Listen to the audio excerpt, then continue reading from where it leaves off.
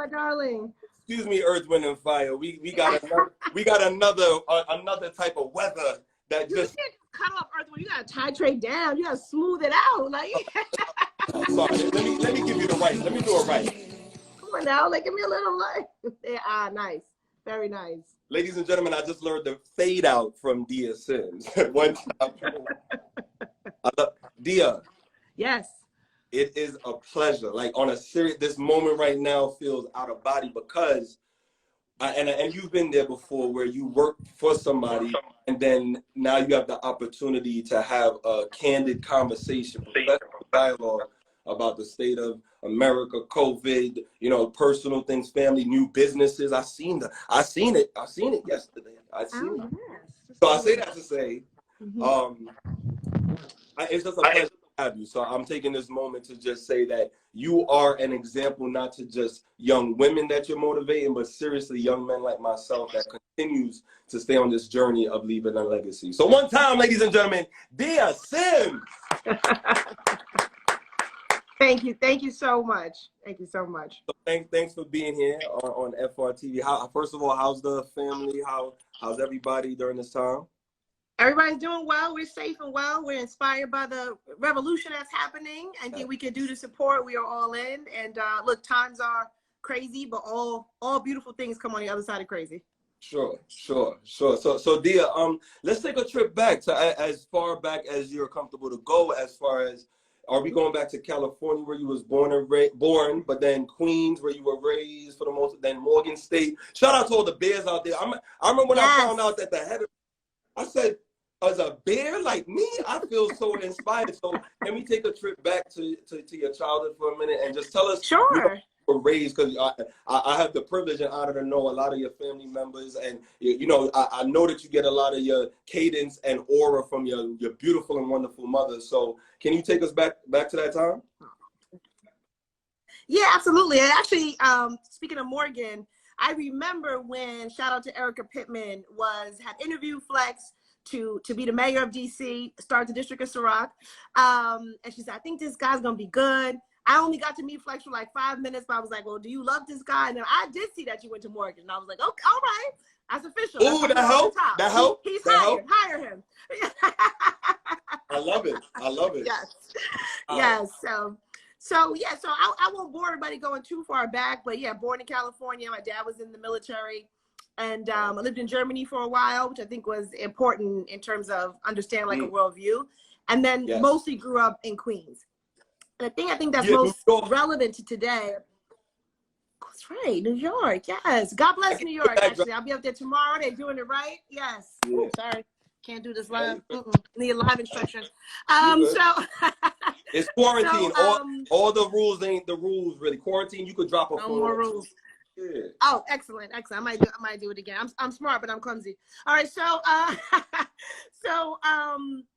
when I was growing up a long time ago, I grew up in this neighborhood in Queens called East Elmhurst, and it's right near LaGuardia Airport. It's also where Rikers Island is, if you're familiar with that famous prison that's being shut down.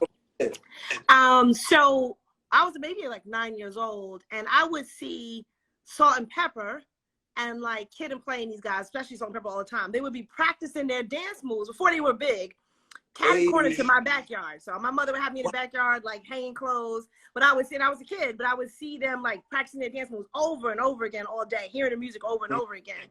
And then for Kid and Play and Herbie Lovebug, who is in between Quincy Jones and Puff Daddy, if you're not familiar with him, look him up.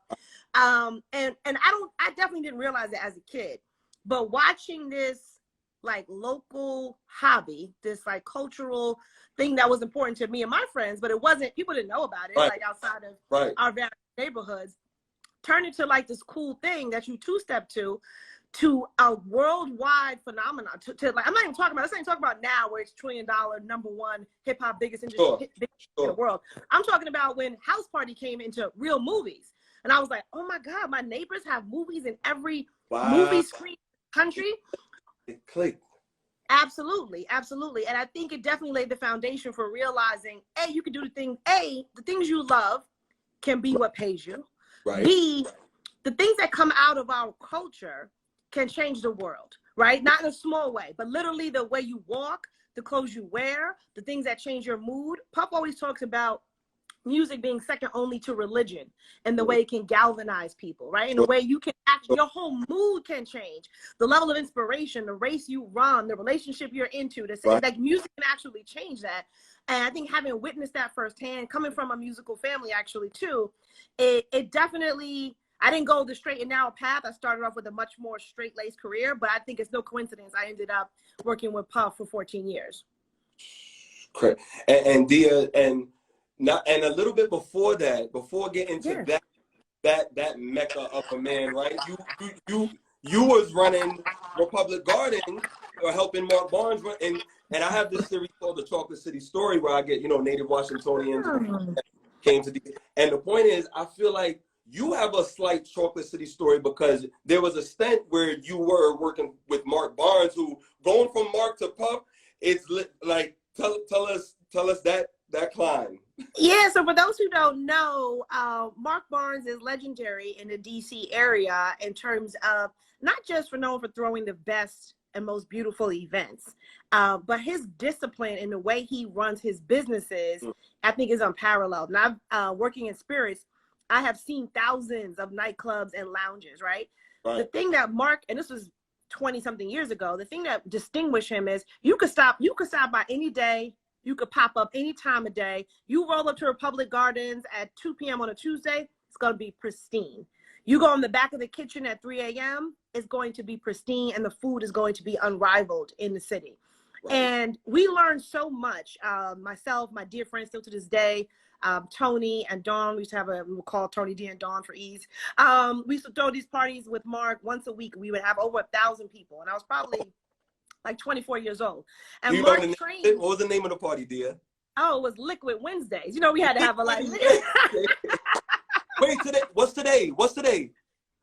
It's Liquid Wednesdays. Ladies and gentlemen, give it up for Liquid Wednesdays. This is amazing. Your synergy is different, D. I'm trying to tell you what you brought a collar out of me. I ain't put on a collar shirt all quarantine. All quarantine. It means so much. It means so much. And I was here at 3:58. You know why? Because to be on time is to be on late, and to be early is, I learned it from Come on, you come on with the color. Hey, you know what I'm saying. Although I'm a leader, I'm a sponge when I see other leaders that done been leading for a long time, and that's you, dear. So yes, take a trip. Yes. So you still at Republic Garden right now in the story? Yeah. So anyway, long story short, Mark trained all of us in a couple of things I learned working for Mark. It take too long. That's a whole nother session to go through it. One was his level of dedication to excellence, right? He is the perfect boot camp for working for Puff in terms of like, he's like, if you walking by, like you can be throwing the amazing party, you could book the talent, you can make the playlist, but also you shouldn't walk by a dirty cup. Treat this like your home. We are, we are inviting people in, they are our guests. So I think part of what made our group successful was we will remember the 200 people who came every week. We would know their drinks when they came in. Welcome, et cetera. This person gets Malibu rum. This person gets this and that. It's the details that make the difference. It's the attention and the love, because people can go anywhere. If they choose to be with you, you should honor that moment. And a lot of that foundation helped us, I think, launch Ciroc successfully many years later. The other really important thing for me was a real turning point was, I guess probably in my early 20s, like many of us, you think like $1 million is a lot of money, right? So I definitely grew up like my parents said you could do anything in the world, but the people around us have like good government jobs, like, you in New York, you take all the city tests, and that's like the thing. And I remember doing the math in my head one day, once Mark had taught me about the bar. He was like, I want your help in running the bar. So I started like, just mentally, I wasn't even getting the receipt, just mentally being like, okay, we did this many drinks at $7. We probably did about 1,300 drinks. Plus we had paid admission. Plus we brought in a sponsor. Hold on. And then I did a massive weight, and we doing this 4 nights a week. I said, hold up. This man's making millions. This is, and by the way, guys, Public Gardens was small. It was a small space where it was popping. And I said, this man's making millions of dollars every year here in this beautiful, small location on HERstory. So it's got to be possible for me. And it was a real, I don't even know, Mark, I probably never told Mark this story, but it was a real change in my mind of like, oh no, you definitely, for the work ethic that I bring and the people that I know, and not just me, everybody around, for the way people I know are working at their jobs, and I believe there's honor in all hard work, but for the work, we deserve more. But Dia, what do you pay homage to with that in your brain? Like what in your childhood made you, because that's an advanced way of thinking, you know what I'm saying? The normal, they're not, you know what I mean? Like if we're talking about the normal, that's not normal. That's like ahead of your time type of thing. What do you owe that advancement to? It's beautiful. Well, I think I was definitely very fortunate that my parents were super clear. Not the like, you could be anything. They were like, no, you can be anything. It was not theoretical. It was serious. It was not it was serious. And I think I had clear, you know, my parents were good about, of course, I had all the rules, but they also were very respectful of like my ideas and things that I could, you know, they really were like, well, what do you think? And took it seriously. And it built a level of confidence in you, I think, for the rest of your life. Sure. Also, the truth of the matter is we have been conditioned.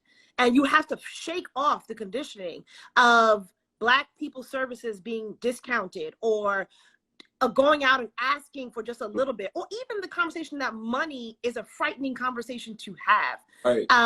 Like money is just an arbitrary thing. It could be gold or fish or silver coins, or it could be services. Like Right. we have to be confident and bring what we bring to the table. And my word is be audacious, right? You know, Puff taught us this, put a premium on it. What we're going to bring to the table is going to be over and above. It has to be, because that's what we've been trained to do. You know what I mean? Like lead with audacity. I think that for me was instrumental. And actually, we skipped over this, but my first real job out of Morgan State, go Bears again, was working for the Department of Defense. And I was trained for 2 years on negotiations. So I worked as a contract negotiator. Second, third nature. Wow. Yeah. But then you took it on with you along your journey, which made you go from intern to the first president. And I had to find that out later on. I was like, wait. So there was nobody before. Dia was the first president of Puff's company, which is it's just remarkable. You know what I mean? Yes, thank you. So absolutely, it definitely, it's one of these things like we all talk about now. You should learn in school how to balance your bank account, and you should learn how to change your tire. You should learn negotiations. Yeah, that's something that to me, I see it's the biggest flaw when people come in and negotiate. They don't even understand what the art of it is. And it helps me from everything to what movie I'm going to watch with my husband in the kitchen to negotiate $100 million deals, because the paradigm doesn't really change. You need to sharpen up your tools and use them accordingly in a situation. But it's something that people need to take the time. If you don't know it, do your research, read the books, practice at home, practice with your friends. But it's the difference between getting what you're given and getting what you negotiate. And Dia, you just spoke the spirit of mastery. Like for real, no, all quarantine, a lot of these webinars and IG lives, I've been noticing that people are starting to hone, like people were forced, to hone into their self and what they really want to do. And like some, people that are coming up. So let's go back to some of that mastery that you put into application when you took just Blue Dot Ciroc was one of the rail drinks when it came to if you ordered a Long Island iced tea back in before pre-07 or whatever, right? Yes. Then it's Blue Dot would be in that, but then you're a part of, we're talking red berry, coconut, and then the list just goes all these in a peach. Excuse me for not even mentioning the biggest of all time. Yes. But how were you able to take it from the tens of thousands of cases that it was doing, and then it wasn't just a switch, it was a rocket ship. You know what I mean? Like it wasn't just a slight, oh, we see something coming. No, it was a Mack truck, and it was a Mack truck consistently for a long time. Yes. What is the gem there? If you share us something, Dia. It was a perfect combination of time and talent, right? So I think, and also just again, it's a credit to the strength, not just of what you're a part of that history, or, Nick Storm, Mary Miller, Aaron Harris, that whole group, Puff, myself, not just us, it's the strength to the power of the culture, right? And when you are respectful and requited, and you don't just come on Black History Month with a 3-day program and invest in that community, but you support people from day one with phenomenal world-class product and respectful marketing, and not infantilizing a community. I think you get it back. You get it back in spades. And it wasn't easy. So I will tell you, when we started with Diageo, I remember when we started the Ciroc Boys, for a little history lesson. And, Nick was involved in this, Aaron, Maryland, shout out to all of them. And we were coming up with the fact that DJs you know, this has always been important to Puff, by the way, since the 90s, right. that DJs figuratively and literally have the mic on culture at that time, right? Mm-hmm. Going to Diageo, who is one of the most conservative spirits companies, #1 in the world, right. By the way, in spirits, and explaining to them like, well, no, I need a couple $1 million because the DJs are worth it. And they're like, no, we should just run commercials. They don't see the value. They don't see the value. They didn't see the value in it. And Puff has always told all of us that like whatever price we set is going to be the price somebody's coming after us, right? So you think about people now, it's not a big thing. Every single brand, Doritos, Pepsi, right. Paper towels, everybody's in. Back then, there were not big DJ programs that corporations were getting behind. It didn't make sense to them. But we kicked in the door and said, you have to trust us. If you want to see a change in this brand, you do not understand how to mobilize this group, and we do. And this is where it goes, and these DJs matter. That's just one example, but like going to them, coming back, making sure they were taken care of was, I think, a critical piece of this. I think the other piece was we didn't have to play fair, right? We weren't just like, oh, we're an ad agency with spirits. We were a record label that had relationships with all the DJs. It was unconventional. It was exactly. It was this, like what Puff loves. You know what I'm saying? Like, no, exactly. You lived it. You know, I mean, right. we had the fashion brand at that time, so we could get into thousands of doors in Macy's. Well, let's do some kind. Like we had relationships with the artists firsthand. You know, Puff is over 150 million records sold, right? You know what I mean? So we had a studio program where we would work with the studio bookers and right. see who was coming in, and then come send a bartender in, mix cocktails for them, help them be inspired, make our brand muse. Meet them where they are. Meet them where you are. The personal exactly. The personal touch that you had, like, I learned that from being with the company. I learned that the personal touch really does go a long way. It might be the harder route or the route that make you go, maybe I don't understand it now, but in the long run, you go, yo, thank God that I brought that bottle here. You know what I'm saying? Or figured this out. And then it, you know. It's all the difference. Wow. No, so then Peach, like, can we focus on Peach for a few seconds just to say, in that innovation room, in the innovation room, did y'all see it come? Because I came right after Peach. So did y'all see that? We definitely knew the liquid was special. Right. Because again, remember, so just a little context for a couple things. When we started with Ciroc vodka, when we came in 5 years after it had been around, 2007, right. there were not a lot of, the flavored vodkas were very small, and what was out there tasted terrible. It was made to be mixed. You could never drink it straight. So our point was, both of them stuff, right. It was disgusting. And our first thing was like, if we're going to get into this, we have to honor the tradition of the blue dot, of the unflavored. And it should be so smooth, you could drink it on ice, for one. It should be just wonderful and the same as the original. The second thing to your point was, Peach was less than 1% of flavors in the market. So again, the experts in the space came to us and said, I don't know why you want to do peach, because the big flavors are raspberry and lemon. That's where the market is. Peach is like, nobody's really drinking peach or whatever. But we're like, well, we had talked to some bartenders. We knew how much De Kuypers was used in cocktails. A lot of people may not like that peach mixer straight, but you put a little dash in it and it gives a nice, robust texture. Got it.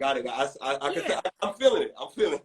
Yeah, right. So, and we were everything for us was always very fruit forward. It was like, it needs to be as natural and luscious and sultry and amazing as a delicious Georgia peach on a summer day, right? That's really was our inspiration. And we knew the liquid was special. And when they were coming up with recommendations, in fact, I remember they wanted to go with either honey or mangosteen, which still has it, right? Which are the flavors. And we were like, we said, you're not keeping up. Let me see if this tastes like mangosteen. This is just I can taste it.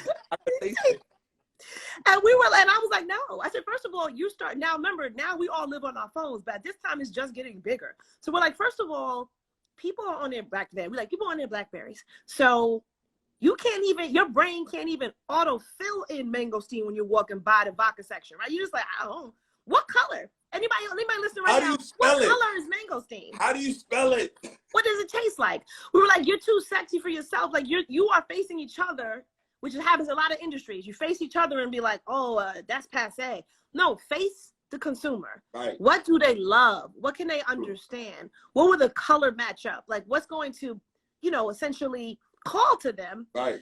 And be amazing when you receive it, but also make it clear enough so you have a chance to receive it.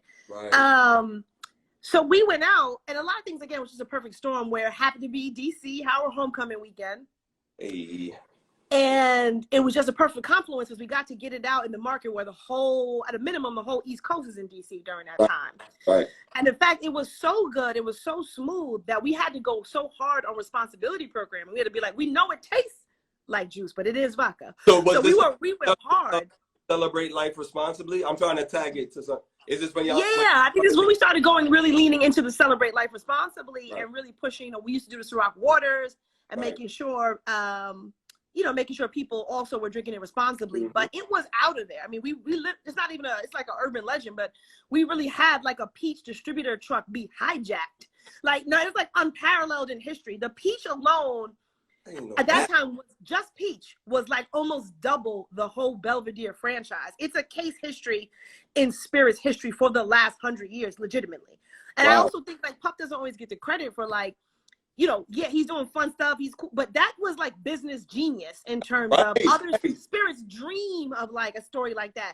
Not even for the main brand was doing great, but just one flavored SKU, it was insane. And the way that it showed up.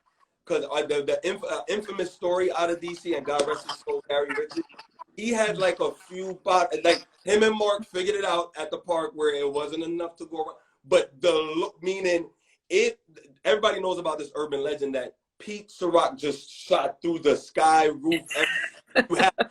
People were really at like, yo, you got like the demand was so like. So here goes a question for the young entrepreneurs that maybe in here, we hope is in it.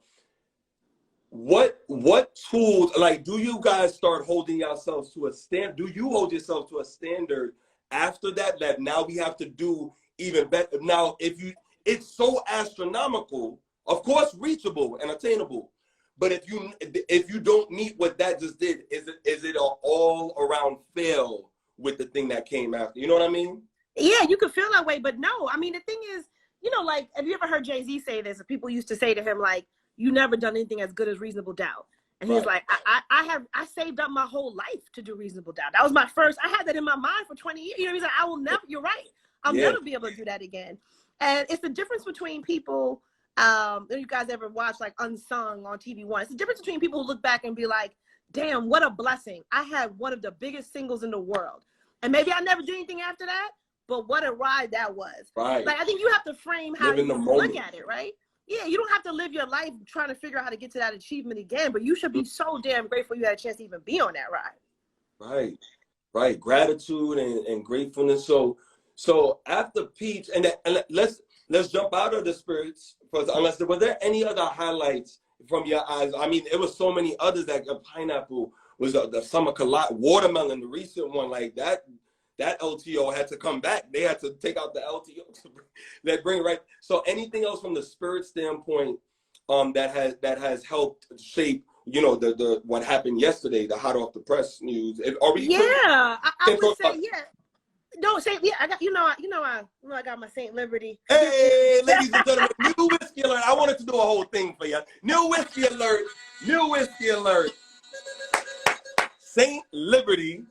And I think the Statue of Liberty is somewhere in this. Oh yes, look at his pride. Yeah. Freedom. St. Liberty whiskey is all about freedom. Yes.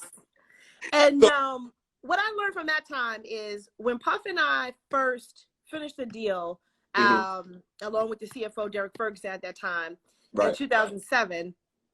We were invited. We went to this meeting with all the distributor families in the United States. A lot of the heads, and these guys are multi-billionaires, and many of them are legacy from bootlegging times. So whoever in their family, as soon as prohibition was lifted, was like, "We're going to get in this business." Now, 2 generations later, their families are billionaires, right? So, and by the way, there's no minorities in this room except for Puff and I. There's no women. There's definitely just no women but me, right? Which led me to what's so interesting about this whiskey we just launched called St. Liberty is it's real stories about women American bootleggers pre-prohibition that actually, like, for example, the first one's called Birdie. It was a Black woman in Montana. She was a little unusual. She was relatively young, single. This was kind of unheard of at the time. And she was known, back to the other point, this is what made me fall in love with it. She was known for her hospitality. She was famous for when you came in, she knew whether you wanted it on ice or what kind of glass you like. She took care of people. She made sure they had the right food. Or was she familiar from a previous time that person? Did she just feel the fact that what you would like or what Dia would like? You know? No, this is 100 years ago. Yeah, I know, but I'm using as an example. Meaning, is that what she had? Did she have that gift of knowing what you would like? She had that gift of understanding what a person would like. She was famous for it, and she was famous for having the best moonshine in Montana. And when you think through what a young Black woman had to do in Montana to fight the law and thrive, and by the way, she was very successful, right, financially, is insane. It's the very meaning of revolution. It's the reason why the little handful of women there are in spirits right now, like she and the women like her laid the foundation for it. So that is what was so endearing to me and Erin Harris, and we were like, oh, we got to be a part of this story. And yeah, we were really proud to announce yesterday our new St. Liberty whiskey. So definitely give it a Google. You can order it online. Whiskey, we are our palate. You know, Dia, you know the crazy thing about life, like when you really look at life. I know you're a woman of really looking at life, and I say that just, you know, my this ginger ale that I'm just, wow, this is just, it sounds like a dab, but it's not. My palate is getting a little darker. You know what I'm saying? Yeah. Like so anyway, but Dia, congratulations. Thank you. Because I know that, you know, the path, like, and to have that story, do you feel like that's where marketing and just in that world, that's where things are going as far as brands, and no matter the industry, where you have to tie it to story to really resonate with the consumer? What would be your take on like new innovations and launches of stuff like something like this? Because what attracted you and Erin was the story. It really, and being Black women, it just made y'all go, Yes. So do you think that that's where we're going, especially post-COVID, seeing what COVID's doing affecting the world? Talk to us about that. Yeah, I think we're coming to a time where the consumer can find anything out, right? So just 30 years ago, the consumers understood whatever the brand really wanted to tell them. There wasn't a good way to do the research, So you can make up a brand story, but the truth is easy to tell. Right. So for me and for consumers, finding real stories that actually you can just be honest and transparent about every step of the way for your brand is the best way, and honestly, it's the most respectful way.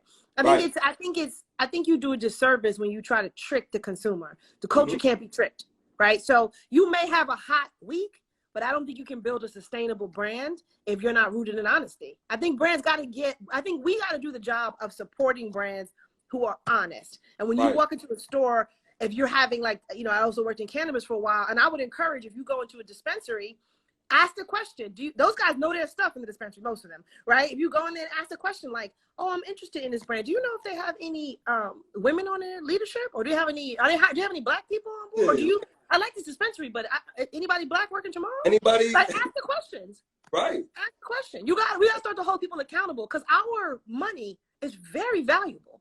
And we cannot just be giving it away freely without holding people accountable. Sure. So, and you mentioned the cannabis, and that was the stint right after Combs. So, and one of the highlights that we know echoed soundly, not just in America but worldwide, Puff's 50th. Ladies and gentlemen, give it up for Puff's 50th. Yes. Cheers. And there was a lot. The partnership with Burns at the time, Yes. Can you tell us that highlight? Because you just went over the and. Here goes your, almost like the first project, and what a project to have. So can you talk to us a little bit about the Puff 50th and that impact when you were with the cannabis company? Yeah. So, I mean, it's, again, having worked with Puff for 14 years and, still still on the board of the school, still advising on some things. When I left to launch this cannabis company, one of the first things we did after kind of our own launch was like, okay, what's a beautiful event we could be a part of? And it was really just a wonderful experience to go sponsor Puff's 50th birthday party, to have an on-site activation. And, you know, we were launching Ciroc at one point. We were literally doing like 2,000 events a year. Everything as big as Puff's white parties with unicorns and rainbows and backwards roller skaters and mermaids, to like, you know, to a liquor sampling at a liquor store, right? Right. And right. every single one of them, it didn't matter what, to the Mark Barnes spirit, you know, we are like, including Puff, we're all about like, we're not above it or beneath it. We're here to work, and it could look beautiful. We're having a great time, but you're making sure at these events, things are great and your guests feel taken care of. And anybody at the Combs Enterprises family felt that way.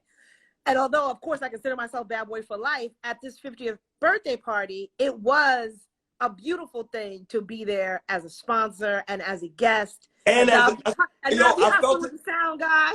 Yeah, I felt it for you. Like when I felt it for you, like for real, like that you were able to not, and you working for Puff for 14 years. Boom, boom, boom. Here goes your first thing outside of Puff, after post Puff. And yet it still includes Puff, but from now we're sitting at the table from what I'm bringing and what I can help. Yes. It's like that's movieable. Like, Dia, when's the movie coming out, Dia Sims? We need to know us, a mini doc or something, because you're doing unparalleled stuff for a long time. And we just feel like the public, I'm telling you, and people that are the many hundreds of thousands that have worked for you over your time, I'm telling you, there's something about you in every last one of us. I'm telling you, every time I even think about being late, I'm talking about anything. Church, I don't know why, but I can't get that LA moment, which we won't get into because that's me and you.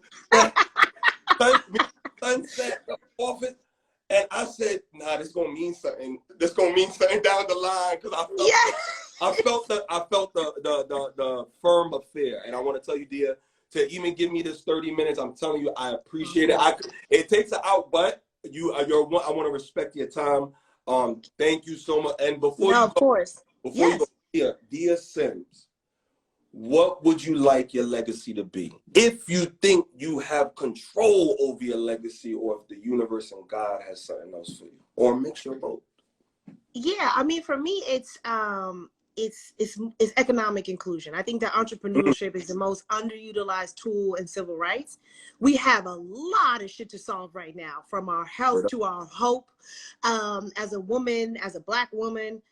But the one area where I plan to actually be able to make an impact, and I do this, you know, kind of just, I don't have some big, you know, not-for-profit that I'm running, but what I do is person to person is try to figure out how I put more women and more people of color in leadership, or help them get funding to run their own companies, because we have to be empowered with the power of our wallets to be in charge of the decisions that we make and the people we support.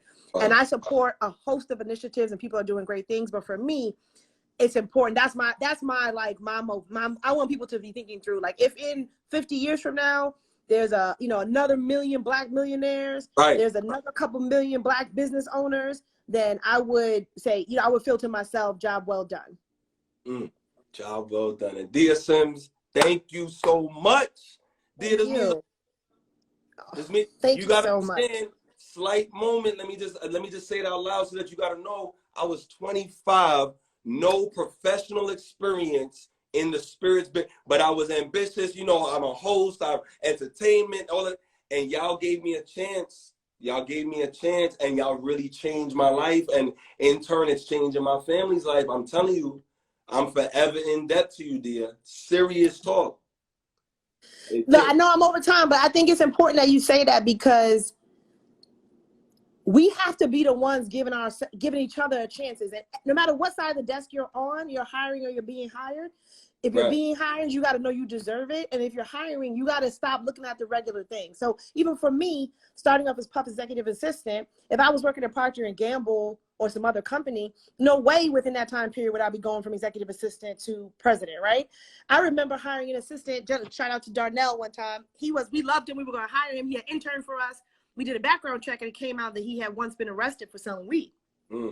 Now, this was years ago, before the cannabis industry revolved. But at the time, we had a conversation, and we're like, He's entrepreneurial. Hire him. Like we gotta be the ones, you know what I mean, that are making that difference and saying, like, we had a conversation with him. That's obviously not acceptable here in this office, but but nonetheless, there's a certain mentality, and I think we have to take care of ourselves and make sure that we are empowering each other to be in the positions of power. Because I'm gonna be coming back to you in 10 years telling you to hire my daughter. So. I love it. Dia, you just summed it up in a beautiful way to say that the St. Liberty whiskey is always half full. It's never empty. And that's how we should look at life. Half full, never half empty. Dia, thank you so much. Love you. For real.